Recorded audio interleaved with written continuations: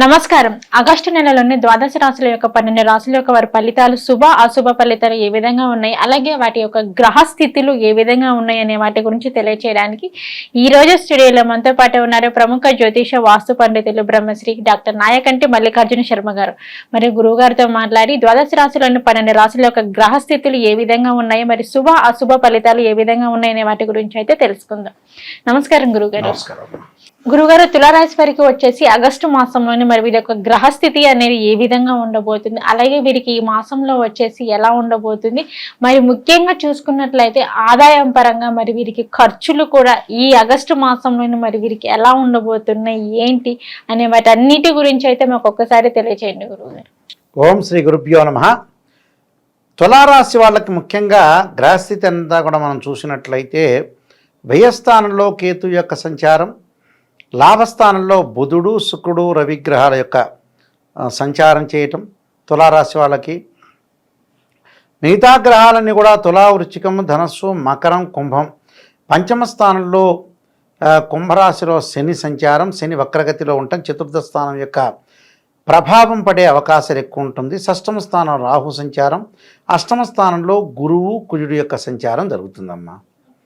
అంటే తులారాశి వాళ్ళకు వచ్చేటప్పటికల్లా వాళ్ళకి లాభస్థానంలో శుక్రుడు బుధుడు ఉండటం, ఆగస్టు మధ్యలో రవి కూడా చేరటం జరుగుతుంటుంది. అంటే ఇక్కడ బుధ శుక్రుల వల్ల వ్యాపారం చేసుకోవచ్చు, నూతన వ్యాపారాలు కూడా కొన్ని ప్రారంభం చేసుకోవచ్చు, కానీ అధిక పెట్టుబడి అనేది పెట్టకూడదు. బట్ అది కండిషన్. అలానే వివాహ శుభ కార్యక్రమాలు జరిగే అవకాశాలు ఎక్కువగా ఉండటం, అంటే శుభ కార్యక్రమాలు నిర్వహణ చేయటం, స్త్రీ పురుషులకు ఎవరైనా సరే మంచి సంబంధము, అలానే మంచి సంబంధంతో పాటు అబ్బాయి కానీ అమ్మాయి కానీ మంచి ప్రవర్తన కలిగిన వ్యక్తులు, అలానే సుసంపన్నమైన అంటే సంపన్నం గల కుటుంబంలోంచి అబ్బాయికి అమ్మాయి, అమ్మాయికి అబ్బాయి వచ్చే అవకాశాలు ఎక్కువగా ఉంటాయి. అంటే వివాహ శుభ కార్యక్రమాల్లో పాల్గొనే అవకాశాలు ఎక్కువగా ఉంటాయి. మీరు వృత్తిలో విజయం సాధించటం, దాంతోపాటు జాప్యము, కాలయాపన, అలానే కుటుంబంలో శుభ కార్యక్రమాలు శుభం జరిగే అవకాశాలు ఎక్కువ ఉంటాయి. సంఘంలో గౌరవ మర్యాదలు, ఉద్యోగపరంగా ప్రమోషన్లు రావటం, అలానే వ్యాపార పరంగా గణనీయ లాభాలు జరిగే అవకాశాలు ఎక్కువ ఉండటం, కుటుంబంపై కొంత మానసికంగా ఒత్తిడి జరిగే అవకాశాలు కొన్ని ఉంటాయి. అంటే లాభంలో గ్రహాల వల్ల మంచి మేలు జరుగుతుంది. ఇక్కడ మనకి ఏదైతే పంచమ స్థానంలో శని యొక్క సంచారం చతుర్థ స్థానం మీద పడటం వల్ల తల్లి యొక్క ఆరోగ్యము, వాహనాలు దగ్గరికి వెళ్ళి కొనుగోలు చేయలేకపోవటం, వాహన ప్రమాదాలు జరిగే అవకాశాలు ఉంటాయి. షష్టమ స్థానం రాహు యొక్క ఫలితం వల్ల విదేశాలకు వెళ్ళటం, కంపెనీతులు కూడా విదేశాలకు వెళ్ళటం, ప్రణాళికాబద్ధంగా ముందుకు వెళ్ళటం, అనేక మార్గాల్లో ఆదాయం బాగా పెరిగే అవకాశాలు ఎక్కువ ఉంటాయి. అంటే 6వ స్థానం రాహు మంచి ఫలితాన్ని ఇస్తాడు. అంటే శత్రువులు దూరంగా ఉండటం, అనారోగ్య సమస్యలు తగ్గే అవకాశాలు ఎక్కువగా ఉండటం, అంటే ఇవన్నీ కూడా వాళ్ళకి జరుగుతాయి. కానీ డబ్బు పరంగా మటుకు పొదుపు పాటించడం మంచిది. అంటే అష్టమ స్థానంలో గురువు బాగలేకపోవటం వల్ల, అంటే ఎంతవరకు మనకి బ్రహ్మాండంగా డబ్బులు వస్తున్నా కూడా మితభాషిగా ఉండాలి, పొదుపు పాటించాలి. అంటే ఎక్కువగా మాట్లాడకూడదు, ఎక్కువగా కోపం తెచ్చుకోకూడదు, ఆవేశం తెచ్చుకోకూడదు. ఆవేశం అనేది అనర్థాలకు దారితీసే అవకాశాలు ఎక్కువగా ఉంటాయి. కాబట్టి ఆవేశం లేకుండా ఆచితూచి అడుగు వేసి ముందుకు వెళ్ళటం అనేది చాలా మంచిది. గురువు బాగలేకపోతే ఏంటంటే ధనం అనేది ట్రాన్సాక్షన్స్ చేయకూడదు.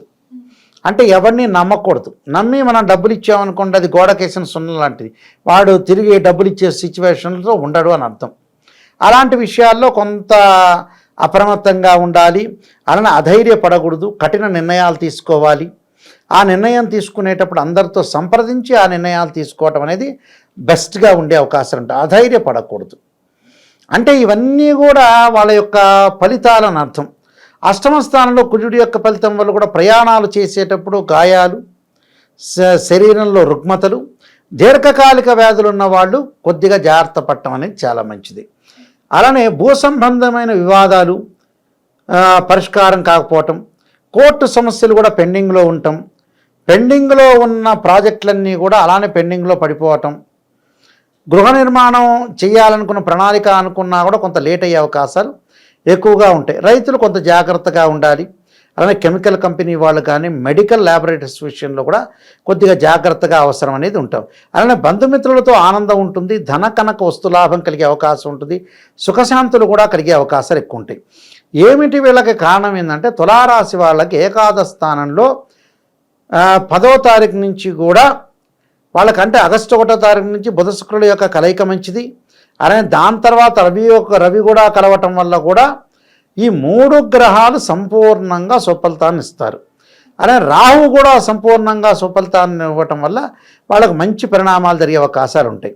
అయితే అష్టమ స్థానంలో కుజుడు యొక్క ఫలితం వల్ల కరెంటు అంటే ఎలక్ట్రిసిటీ బోర్డులో పనిచేసిన వ్యక్తులు కానీ, కరెంటు పనిచేసే వ్యక్తులు కానీ, ఫైర్ మాపక దళం, అగ్ని ప్రమాదాలు జరగకుండా, అలాంటి రాజభయము, రాజుల వల్ల అధికారుల యొక్క భయం అనేది కలిగే అవకాశాలు ఎక్కువ ఉంటాయి. అంటే ఈ విషయాలన్నిట్లో కూడా కొంత జాగ్రత్తగా ఉండాలి మనం. అంటే జీవితంలో ఎప్పుడు కూడా మనం జాగ్రత్తగా ఉండి ముందుకు వెళ్తేనే మంచి జరిగే అవకాశాలు ఎక్కువగా ఉంటాయి. అంటే రకరకాల వ్యక్తులతోటి కలహాలు చేసుకోకూడదు, నీచ మగవాళ్ళతోటి కలహాలు ఇవన్నీ కూడా మనం చూసుకోవాలి. అంటే మంచి వాళ్ళు ఎవరు, చెడ్డవాళ్ళు ఎవరు బేరీజ్ వేసుకొని ముందుకు వెళ్ళాలి. ఎప్పుడూ కూడా మనం రెండింటినీ కూడా అన్వయించుకొని ఎక్కడ మంచి ఉంటుంది, ఎక్కడ చెడు ఉంటుంది అనేది క్లారిఫికేషన్ చేసుకోవాలి. ఒక చోట మంచి ఉందంటే ఇంకో చోట చెడు ఉంటుంది, ఇంకో చోట చెడు ఉంటే ఇంకో మంచి ఉంటుంది. తర్వాత రోజుల్లో చెడ్డవాడు మంచివాడుగా మారచ్చు, మంచివాడు చెడ్డవాడుగా కూడా మారచ్చు. కాలం అనేది ఒకే రకంగా ఉండదు, ఎప్పుడు కూడా కాలం మారిపోతుంటుంది.